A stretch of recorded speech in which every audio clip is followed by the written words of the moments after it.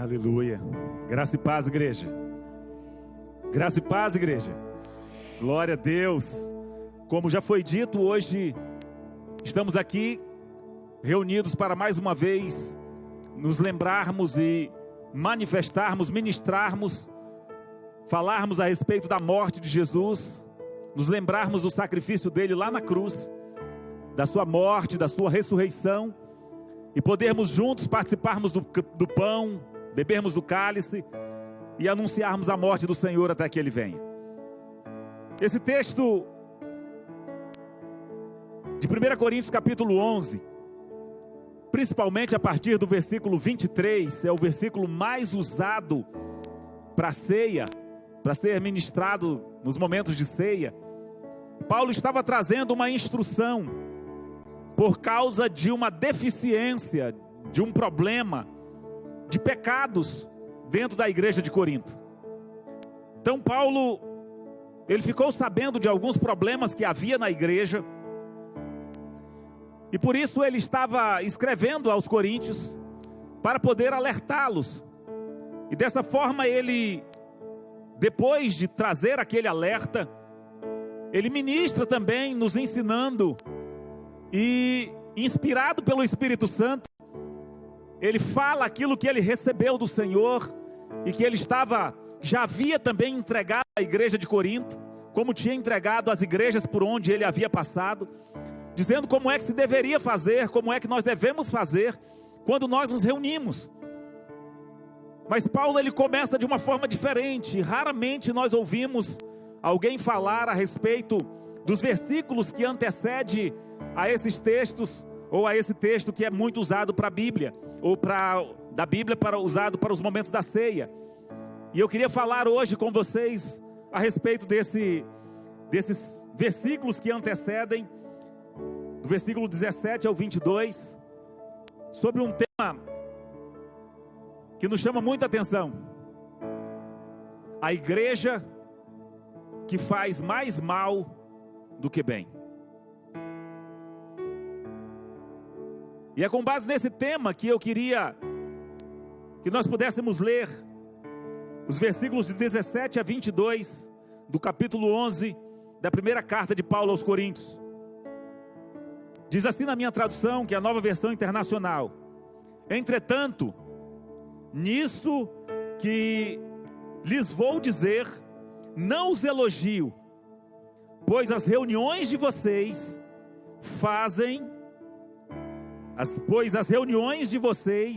mais fazem mal do que bem. Em primeiro lugar, ouço que, quando vocês se reúnem como igreja, há divisões entre vocês. E até certo ponto eu creio, pois é necessário que haja divergência entre vocês, para que sejam conhecidos quais dentre vocês são aprovados. Quando vocês se reúnem, não é para comer a ceia do Senhor, porque cada um come sua própria ceia sem esperar pelos outros. Assim, enquanto um fica com fome, outro se embriaga. Será que vocês não têm casa onde comer e beber? Ou desprezam a igreja de Deus e humilham os que nada têm? Que lhes direi? Eu os elogiarei por isso? Certamente que não. Amém? Feche os seus olhos uma vez mais. Senhor, nós queremos te dar graças, Pai. Muito obrigado por esse tempo precioso que o Senhor nos concedeu nessa noite. Obrigado pelo privilégio de podermos nos reunirmos como igreja do Senhor, para poder celebrar, Senhor, a vitória conquistada lá na cruz do Calvário em nosso lugar, para celebrarmos o privilégio que temos de termos o sangue de Cristo derramado em nosso favor, e que sobre nós, Senhor, cura as nossas enfermidades, perdoa os nossos pecados e transforma a nossa eternidade. Eu quero te louvar e te bendizer pela vida de cada um que está aqui nessa noite, pela vida daqueles que estão nos assistindo, nos ouvindo nessa hora, e eu quero clamar para que o Senhor fale profundamente aos nossos corações, para que como igreja, Senhor, nós possamos nos reunir debaixo da Tua palavra, debaixo da Tua unção, e que possamos ser uma igreja relevante na nossa sociedade, e que possamos ser uma igreja, Senhor, que faz a diferença na vida de uns dos outros, Pai. Em o nome do Senhor Jesus, que nessa noite o Teu Espírito possa nos capacitar a olharmos para essa passagem, para esse texto, e trazermos, Senhor, para a nossa vida, e tirarmos dele um exemplo, Senhor, para que não sejamos essa parte, essa facção que normalmente há dentro da igreja, cuja finalidade é fazer mais mal do que bem, Senhor. Mas que nós possamos, como igreja de Cristo, edificados, solidificados sobre a rocha, nós possamos crescermos mutuamente abençoados e abençoando a vida uns dos outros, para que a Tua glória, o Teu louvor sejam manifestos neste lugar, e que o Teu nome, Senhor, engrandecido em nós e através de nós, possa ser assim conhecido onde quer que estejamos, para a glória e para o louvor do Teu nome, em nome de Jesus, amém. Queridos, então, Paulo está falando de uma igreja que fazia mais mal do que bem. Eu não sei se você já viveu uma experiência dessa, de você ir alguma vez para a igreja e voltar pior do que você foi. Muitas vezes é a nossa igreja, é a igreja onde nós congregamos,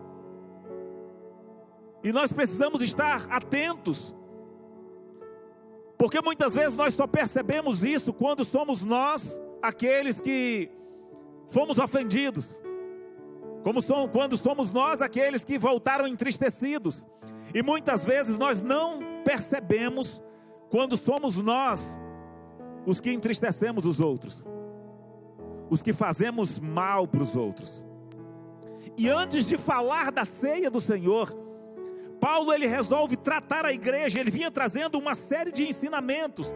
Ele vem falando a respeito da liberdade que nós temos como cristãos, que nós podemos todas as coisas, né? Mas nem todas as coisas são lícitas, ou todas as coisas nos são lícitas, mas nem todas as coisas convêm. Ele vem falando a respeito disso ali no capítulo 10. Ele vem falando que nós precisamos realmente manifestarmos essa glória de Deus, esse favor de Deus. Ele vem dizendo que em todas as nossas atitudes, quer comamos, quer bebamos, devemos fazer tudo para a glória do Senhor. Agora, muitas vezes nós nos preocupamos muito com isso, mas não nos preocupamos com a nossa posição, o nosso posicionamento como igreja, muitas vezes na hora do culto, na hora da reunião. E temos que estar atentos em relação a isso. Então, o texto original, ele vem trazendo, a nova versão internacional, que é essa versão que eu uso, ele vem trazendo uma linguagem mais atual, uma linguagem mais odierna, uma linguagem mais dos nossos dias, facilitando mais o entendimento. Só que de uma certa forma, se nós não prestarmos atenção, tira um pouco a essência daquilo que estava sendo dito. Porque o texto vem dizendo que, em primeiro lugar, no versículo 18, ele diz que ele ouvia que havia dentro da igreja divisão. E dentro da igreja sempre há pelo menos uma divisão. Ontem na escola bíblica nós perguntamos, né, uma das perguntas feita ao querido Heraldo, que respondeu com exímia precisão, foi a pergunta de: a igreja de Deus, a igreja tem manifestado a glória de Deus? A igreja tem manifestado a glória de Deus? Salvo engano, uma pergunta assim ou nesse sentido. E aí ele respondeu: a igreja de Deus sim. Mas muitas vezes nós vemos os escândalos dentro das igrejas, sim ou não? Como diz um certo pregador, sim ou não?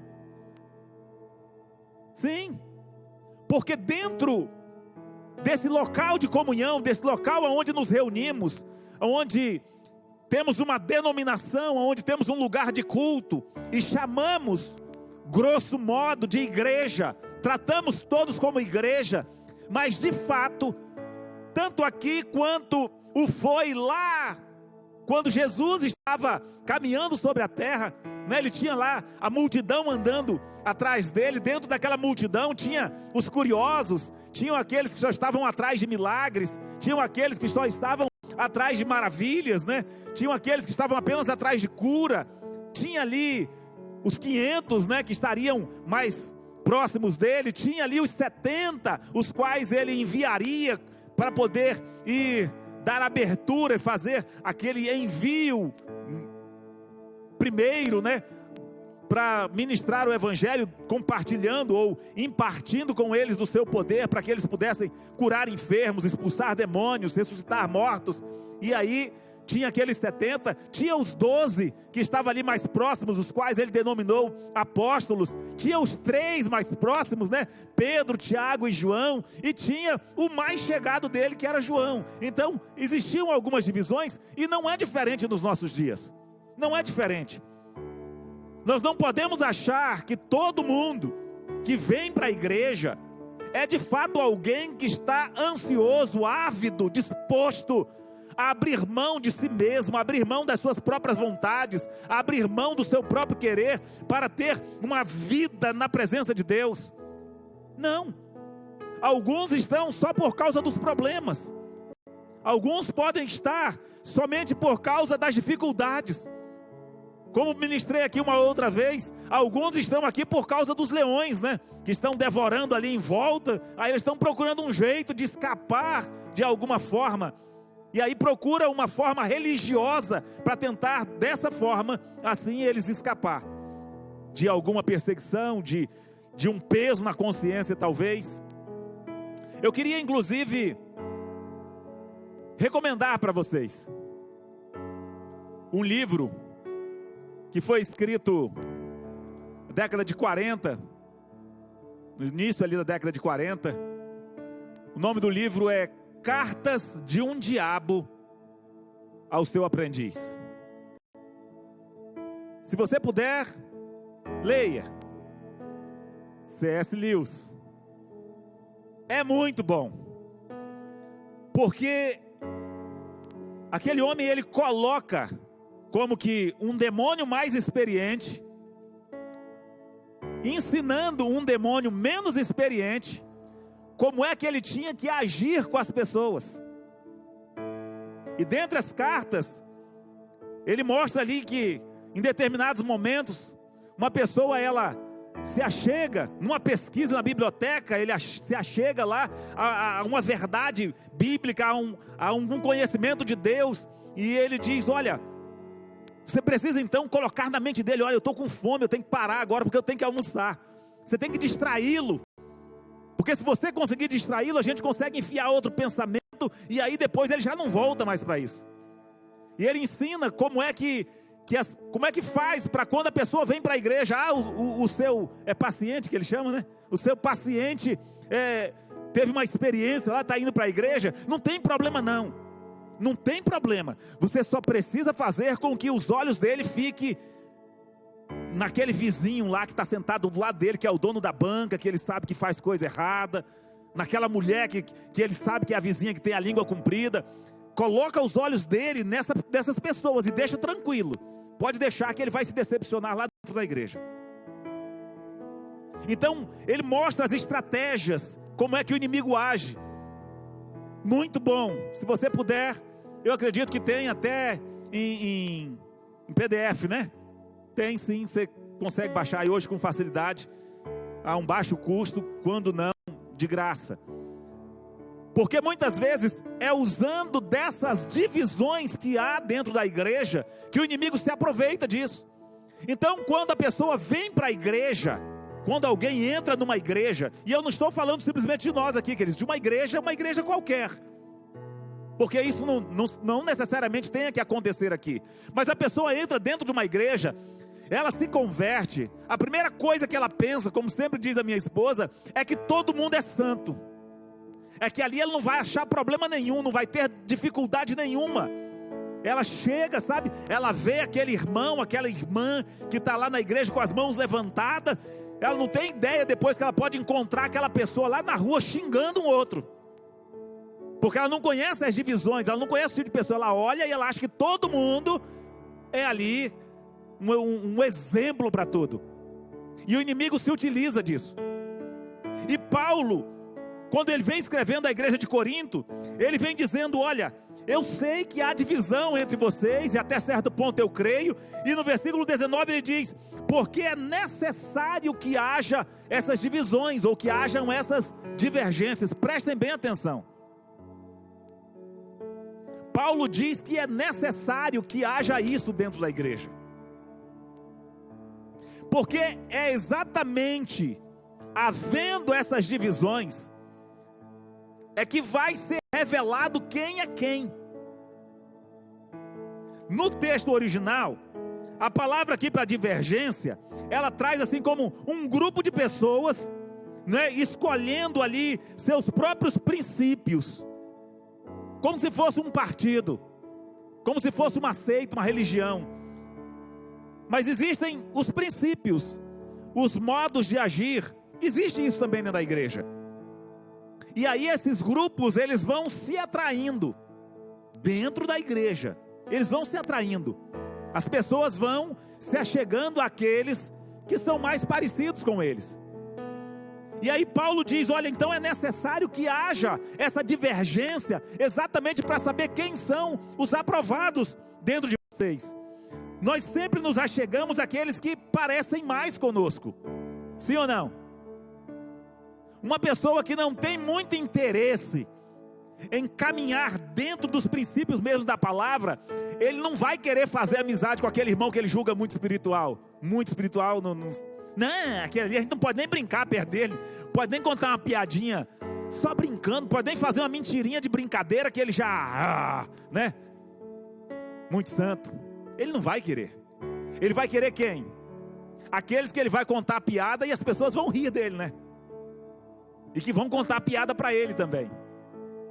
Então vai formando esses grupos. E Paulo diz que isso vai revelando exatamente quem nós somos.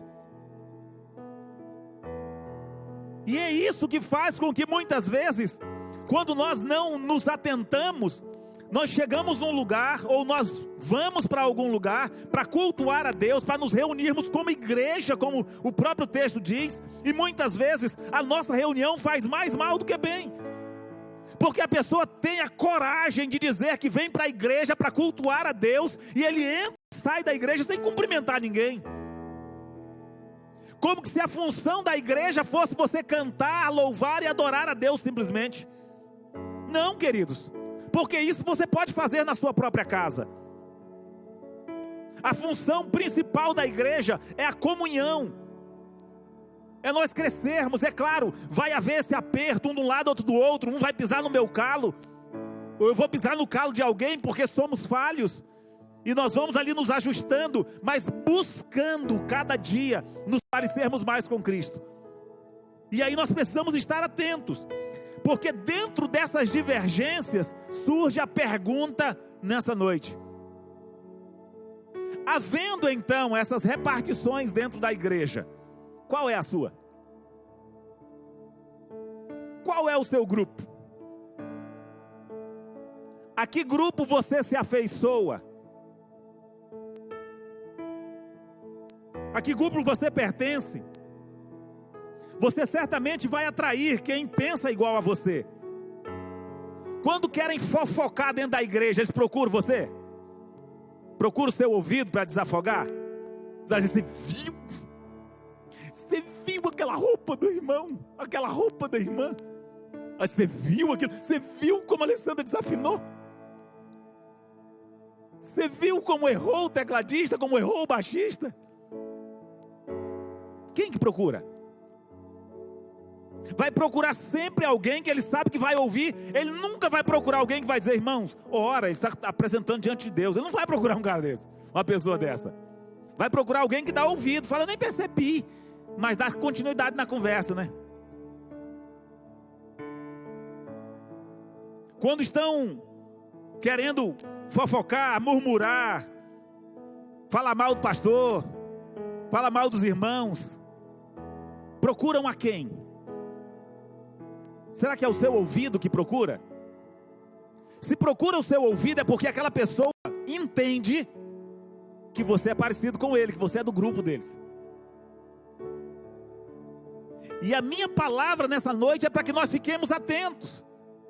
Porque muitas vezes nós achamos que é suficiente nós não falarmos mal dos outros. Mas nós alugamos os nossos ouvidos para ouvirmos, porque a gente gosta de ouvir a fofoca. A gente não fala porque a gente acha que fazer fofoca é pecado, né? Mas só ouvir a fofoca não é não, né?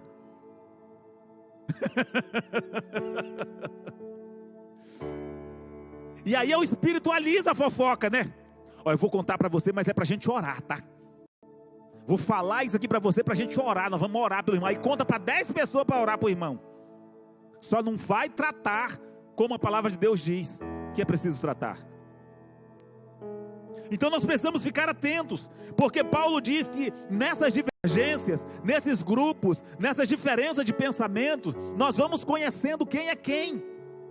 Nós vamos sabendo quem é quem, vai ficando claro quem é quem. E ele vem falando isso, talvez ele diga, pastor, mas vem falar um negócio desse bem logo no dia da ceia. Mas é interessante que Paulo vem ensinando isso exatamente antes de ensinar sobre a ceia. Porque a ceia é um momento de comunhão.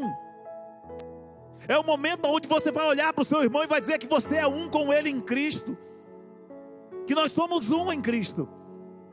E muitas vezes na hora de ouvir falar mal do irmão, na hora de falar mal do irmão, nós não nos lembramos disso. E achamos que não, nós estamos só comentando. Não tem nada de mal. Tem, queridos.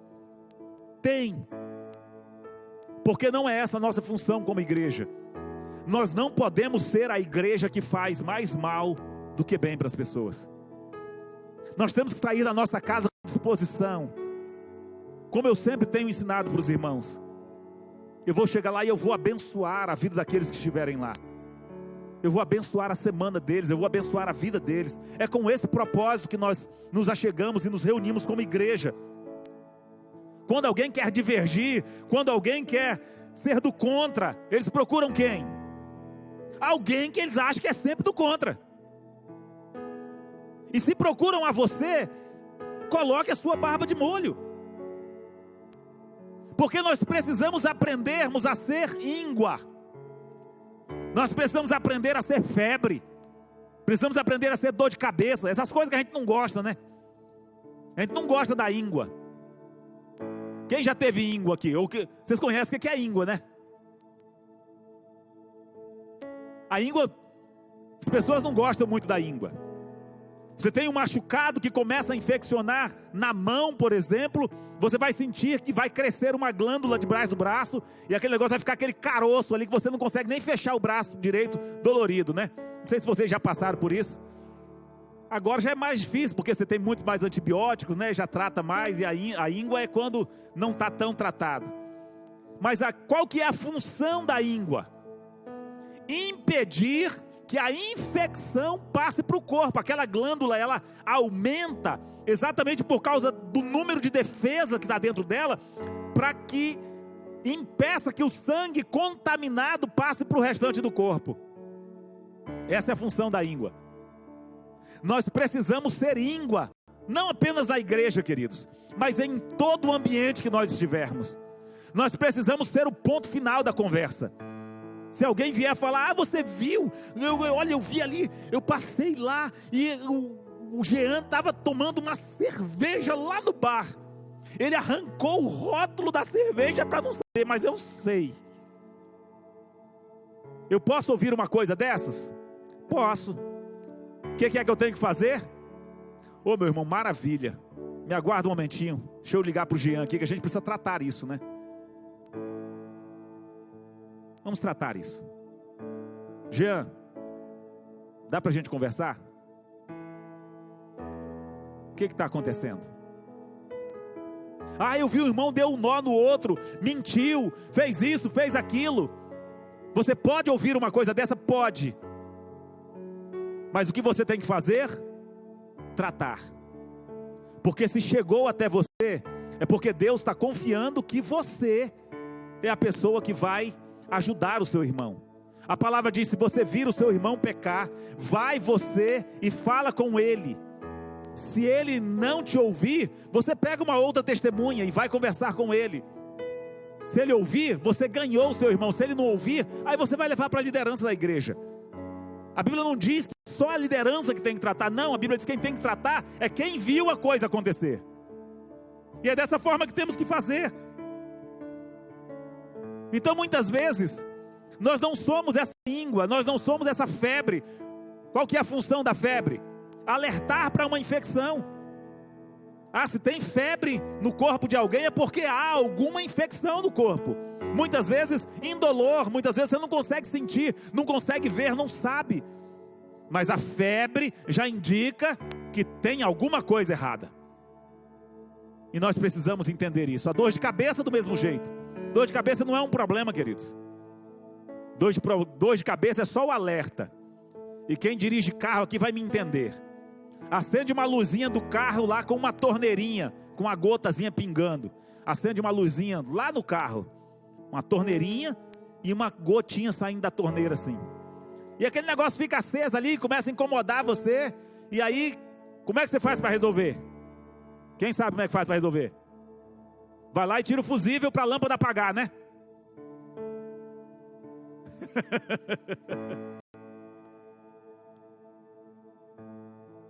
Tem duas formas de resolver. Você vai lá, tira o fusível da lâmpada e ela apaga. E muito em breve o seu carro fundirá o motor. Porque a torneirinha indica o nível de óleo. Então a luzinha acesa é um problema? Não. Assim como a dor de cabeça, a luzinha é só um sinal. Nós precisamos entendermos que o Senhor nos chamou para isso, para sermos aqueles que ministram mesmo o bálsamo de Gileade, para sermos aqueles que trazem a cura. Então, se uma pessoa fala mal de mim para você, e eu ouvi essa frase, eu já falei para os irmãos aqui, eu achei muito interessante. Você não precisa nem me dizer o que foi que ela falou a respeito de mim para você. Eu só vou querer saber uma coisa de você. Por que que ela se sentiu tão à vontade para falar mal de mim para você? Muitas vezes você tem um amigo, né? E o seu amigo chega e fala: fulano falou mal de você para mim. E a minha pergunta é: por que que ele se sentiu à vontade para falar mal de mim para você? Porque achou que era do mesmo partido dele. Então nós temos que ter muito cuidado. Como igreja do Senhor, nós precisamos saber que somos corpo de Cristo. E se você, por acaso, de alguma forma pode estar vindo à igreja, mas se não há a intenção no seu coração de realmente ter uma aliança com Deus, não é de ser perfeito, querido. Ser perfeito nós nunca seremos. Mas é preciso haver no nosso coração uma disposição de cada dia ser melhor do que o dia anterior. De não negociarmos com o pecado. O pecado precisa ser um acidente de percurso na nossa vida. E a palavra do Senhor deixa claro que se nós, depois de termos conhecimento da verdade, da palavra de Deus, mesmo assim nós decidimos andar em trevas, nós somos piores do que os descrentes. Se uma pessoa vem para a igreja e ela está vindo, está cantando, está louvando, dizimando, muitas vezes ofertando, mas ela não tem disposição de abrir mão dos seus pecados de estimação, a Bíblia diz que ela fica pior do que os descrentes. Pior. Então nós temos que ter atenção a que grupo nós pertencemos e fazer com que o nosso coração seja como aquela terra fértil, onde a semente caiu e produziu a 100 por 1.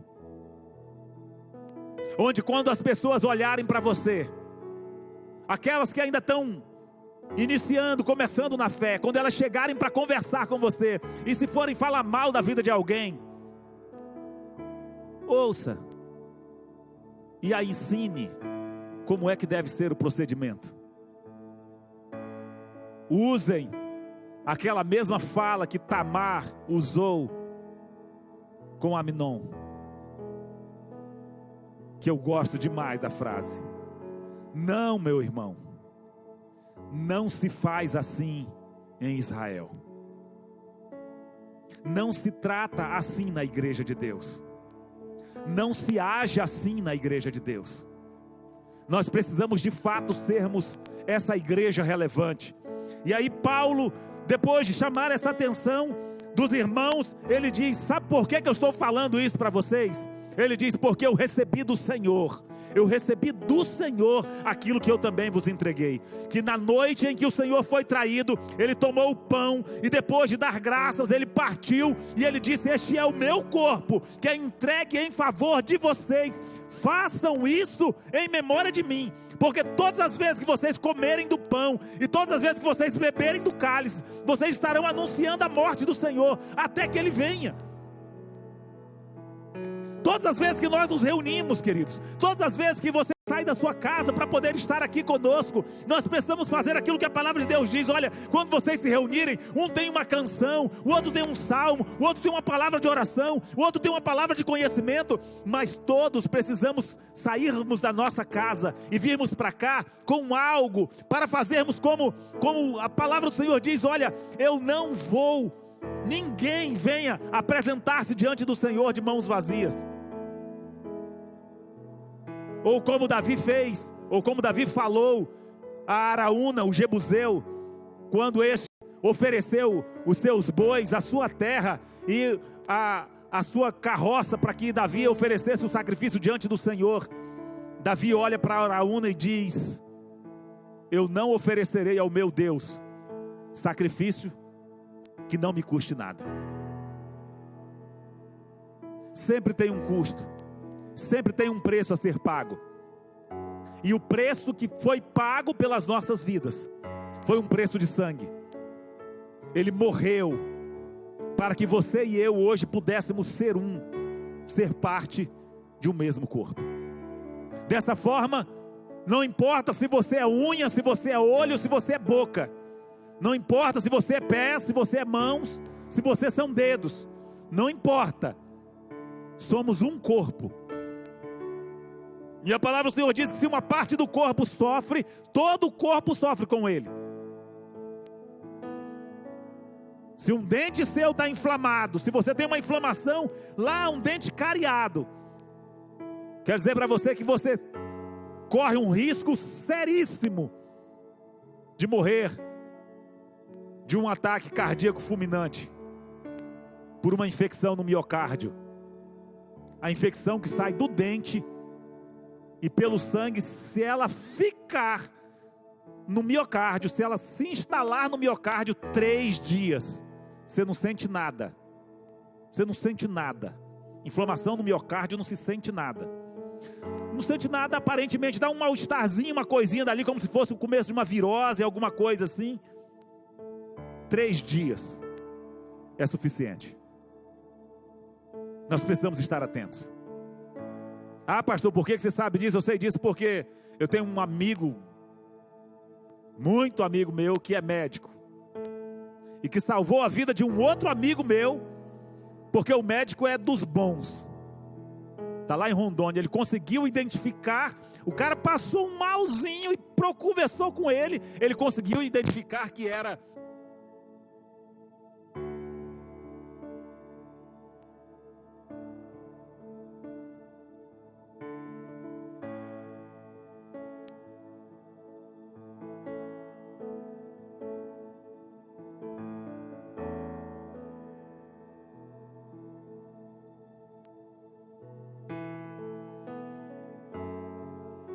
Oi, não deu certo, que as pilhas reserva eu estava sem também. E então, uma inflamaçãozinha mínima que ele teve, passou um pouquinho de mal, foi lá no médico e o médico diz: olha, você precisa ir para a UTI agora. Cara, quase 2 metros, forte, meu amigo Deverson, forte mesmo, saudável. Falou: não precisa disso tudo. Ele falou: você não sai daqui mais. Colocou ele em cima da maca e um homem bonzinho. Ele dizia: não, mas o senhor está exagerando. Ele falou: não, precisamos chamar uma UTI. Quem que você conhece para chamar a UTI? E ele conhecia lá, tinha contatos, o rapaz tinha contatos com alguns políticos, conseguiram uma UTI rápida. Ele foi de UTI para Porto Velho, e quando chegou lá na capital, que era onde tinha um recurso para poder fazer o procedimento necessário, o médico lá falou: rapaz, quem foi o médico que conseguiu identificar a tempo de salvar a sua vida? Então, muitas vezes, nós achamos que uma pequena inflamação no corpo não vai dar problema nenhum. Pode saber que vai. Então, na sua vida, em todos os momentos, qualquer problema que chegar a você, em relação à igreja, em relação ao seu irmão, você é responsável para poder ser o agente de transformação, para ser o agente de mudança, para você mostrar que essa igreja não é uma igreja que faz mais mal do que bem. Que essa igreja é um lugar, não é um lugar de pessoas perfeitas, não é um lugar onde ninguém erra, não, mas é um lugar onde você é amado do jeito que você é, mas que vai ministrar para você, que para poder ter a segurança da vida eterna em Cristo Jesus, você precisa realmente morrer para o mundo e viver a vontade de Deus. Amém? Eu queria convidá-los a se colocar de pé nessa noite. Queria convidar a minha esposa aqui, e convidar a irmã Judite para nos auxiliar nessa noite, dar o ministério de louvor.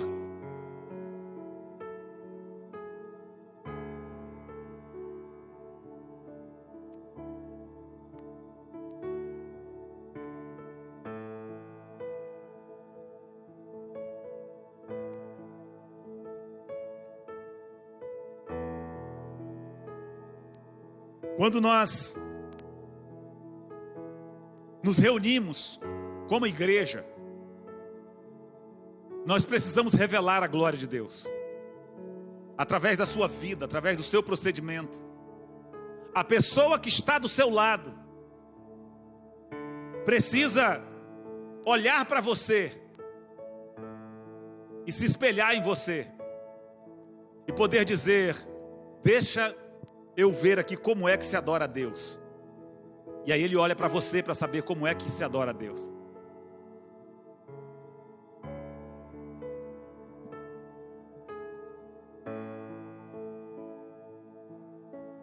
Você precisa ser esse diferencial. Você precisa ser esse exemplo. Nós precisamos ser esse exemplo, para que qualquer um que se achegue, qualquer um que venha, que chegue perto de você, saiba como é que age, como é que se procede um filho de Deus, como é que se procede um servo de Deus, no trabalho, no trânsito, na escola, em casa, com a família, com os filhos, com o cônjuge, com quem quer que seja. Eles precisam olhar para nós e saber que é dessa forma que um servo de Deus procede. Para que o inimigo não tenha lugar de fazer com que os olhos de alguém que entre nesse lugar venham exatamente sobre você, para ser você a pedra de tropeço. Não.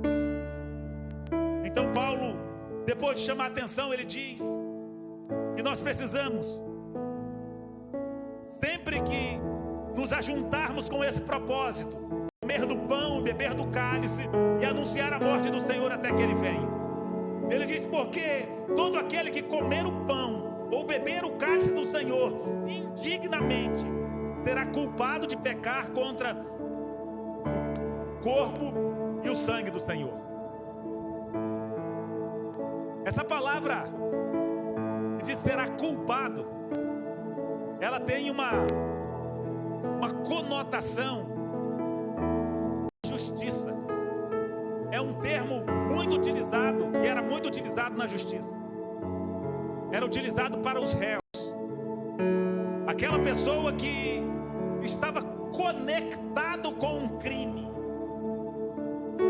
O que Paulo está dizendo é o seguinte: você tem toda a liberdade para participar do pão e participar do cálice, independente de como foi a sua vida de agora para trás, desde que você esteja disposto a de agora para frente não ser mais o mesmo. Um dia o rei Ezequias Ele preparou o povo para poder celebrar a Páscoa, o símbolo, o antítipo da nossa ceia. Mas o povo não havia tido tempo de se preparar antecipadamente, porque a convocação foi urgente. E então eles não poderiam participar da Páscoa. E a palavra diz que Ezequias, ele chegou e orou ao Senhor e disse: Senhor, queira perdoar aqueles que não tiveram tempo de se preparar cerimonialmente para esse ato, mas que eles não fiquem sem participar da Páscoa. E a palavra do Senhor diz que o Senhor ouviu a oração do rei e não puniu o povo. O que impede você de participar do pão e do cálice não são os seus pecados, mas é a sua falta de compromisso com Deus. Quando a palavra do Senhor diz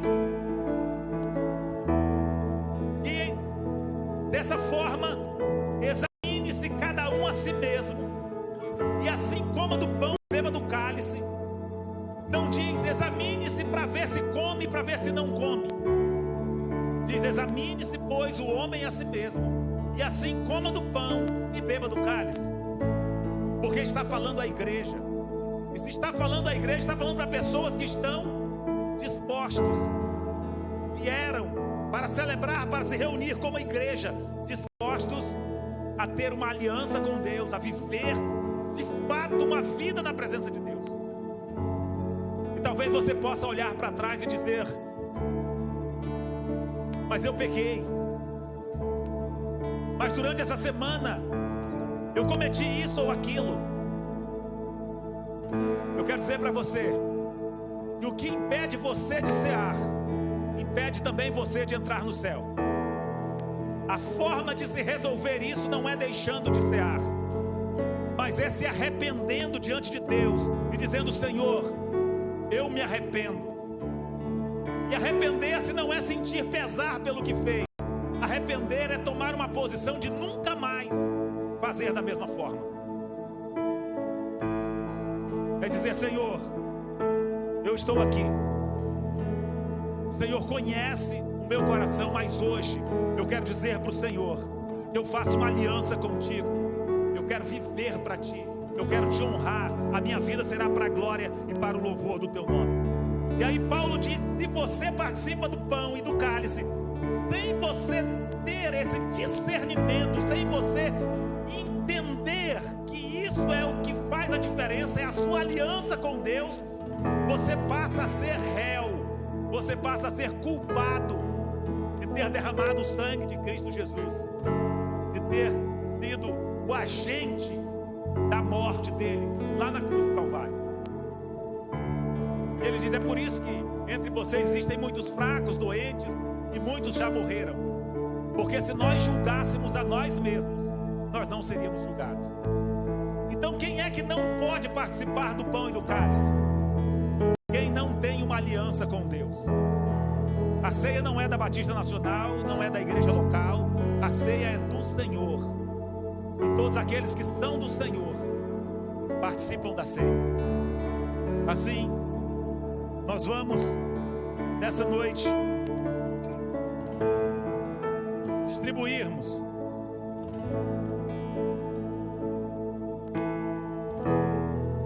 o pão e o cálice. Levante suas mãos para cá.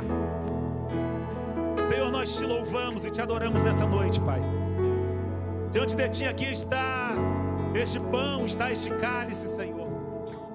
Nós sabemos que o pão não deixa de ser pão, o cálice não deixa de ser suco de uva, mas eles representam o teu corpo e o teu sangue que foi vertido lá na cruz em nosso lugar. E nessa noite, Senhor, nós diante de ti queremos participarmos, tomarmos do pão e do cálice, para declararmos que nós estamos aguardando o cumprimento da tua promessa de que o Senhor virá nos buscar. E assim, Senhor, que ao tomarmos desse pão e ao tomarmos desse cálice, cada um aqui neste lugar tenha consciência, tenha o discernimento, Senhor, e não faça indignamente, para não ser tido como réu do sacrifício de Jesus lá na cruz, mas que todos, Senhor, aliançados contigo, possam como igreja participarmos e sermos participantes da tua glória, para a honra e glória do teu nome, em nome de Jesus. Enquanto cantamos essa canção, você vai receber o pão, vai receber o cálice, e você aguarde para que nós possamos participar juntos, em nome de Jesus. Teu sangue leva-me além, a todas as alturas, onde ouço a tua voz, fala de tua justiça pela minha vida. Jesus, este é o teu sangue.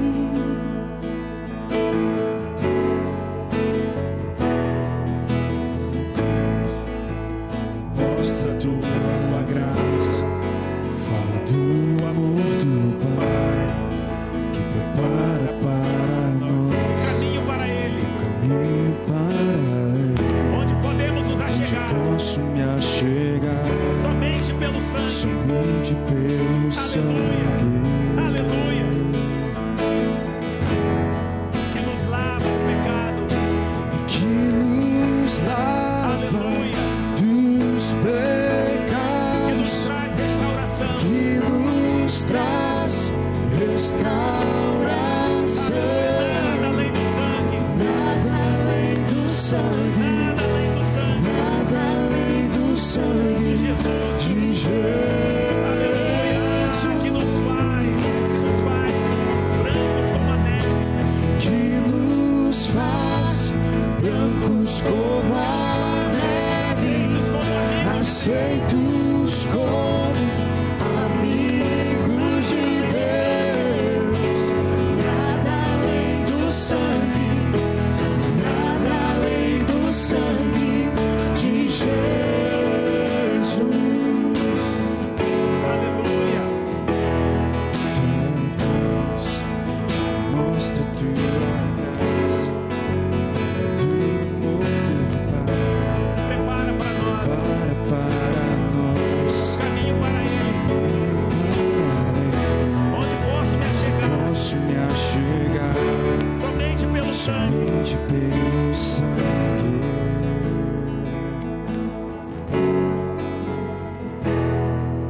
Aleluia. A palavra do Senhor diz que na noite que o Senhor foi traído, Ele tomou o pão, Ele deu graças, Ele partiu e Ele disse: este é o meu corpo que é partido por vocês. Façam isso todas as vezes que comerem em memória de mim.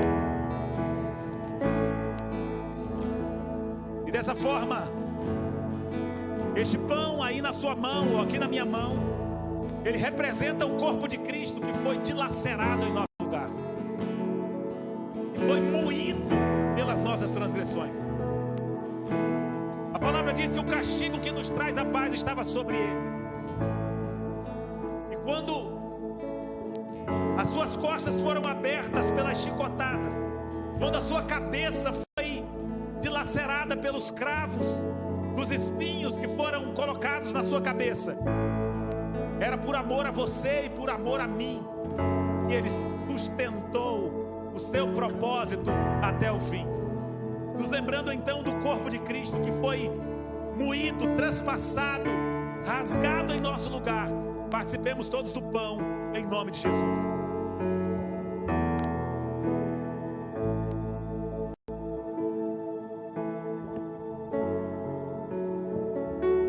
Da mesma forma, depois de cear, ele tomou o cálice e ele disse: este cálice é o cálice da nova aliança do meu sangue. Façam isso todas as vezes que o beberes em memória de mim, porque sempre que vocês comerem do pão e beberem do cálice, vocês estarão anunciando a morte do Senhor até que Ele venha.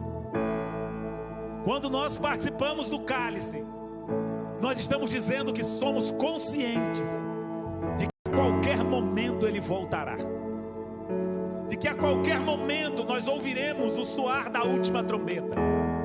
Isso significa que jamais poderemos ser tidos por inocentes, jamais poderemos alegar inocência, porque nós sabemos que Ele prometeu, que Ele disse: não há outro caminho, ninguém vem ao Pai a não ser por mim. E Ele abriu um novo e vivo caminho lá na cruz, rasgando o véu de alto a baixo e fazendo com que você e eu tivéssemos livre acesso à sala do trono, através do seu próprio sangue, através do seu próprio corpo. Então, nos lembrando do sangue que foi vertido, o sangue que foi derramado em nosso lugar, nos lembrando do sangue que foi disponibilizado para que as nossas vidas fossem livres do pecado, participemos todos do cálice em nome de Jesus.